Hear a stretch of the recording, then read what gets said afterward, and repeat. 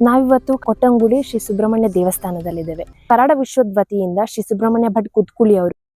ಅಯ್ಯಪ್ಪ ದರ್ಶನಕ್ಕೆ ವೆತ್ತನ ಶಬರಿಮಲೆಕ ಹಂಗಚವನ್ನು ಮಾಳಗ ಹನುವೇರಿ ಜಾಗ ಎಂತಣ ಹೊಳ್ಳ ರಾನದವನು ಚಿಲ್ಲ ಜಾಗ